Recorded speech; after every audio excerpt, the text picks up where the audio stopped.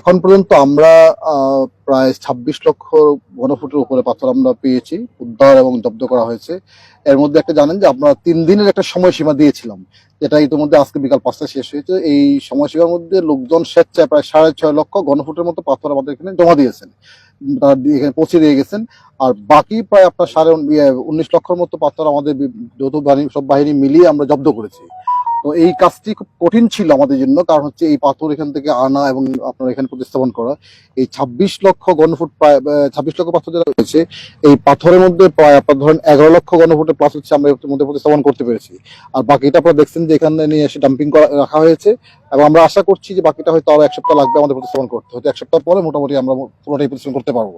তো এই কাজে এখানকার স্থানীয় রাজনৈতিক নেতৃবৃন্দ সহ ব্যবসায়ীরা এবং হচ্ছে ট্রাক মালিক, শ্রমিক যারা রয়েছেন তারা কিন্তু আমাদের সহযোগিতা করছেন। কারণ প্রতিদিন এখানে ৫০০-র বেশি শ্রমিক কাজ করছেন, ৪০০-র উপরে নৌকা কাজ করছে, এবং হচ্ছে আপনার এখানে যারা আছে আপনার কি বলে যে এই ট্রাক প্রায় ৩০০-র অধিক কিন্তু ট্রাক, কারণ এই আমরা জানেন যে পাথরগুলি অনেক ওজন। ফলে হচ্ছে কি ৩০০-র অধিক ট্রাক কাজ করার পরও কিন্তু আমরা প্রতিস্থাপন যেমনি চাচ্ছি সে করতে পারতেছি না, কারণ হচ্ছে যে এটি সময় লাগতেছে। তো আমরা আশা করছি যে হয়তো আর ১ সপ্তাহের মধ্যে ইনশাল্লাহ আমরা প্রতিস্থাপন করতে পারবো। আর আজকের পরে যারা পাথর যদি কারো কাছে পাওয়া যায় তাদের বিরুদ্ধে আইনানুগ ব্যবস্থা আমরা গ্রহণ করবো, এটা ইতিমধ্যে আমরা বলেছিলাম, এবং এটা আগামীকাল কাছে আমাদের শুরু হবে। যদি কারোর কাছে থেকে থাকে এখনো, সেটা আমরা অবশ্যই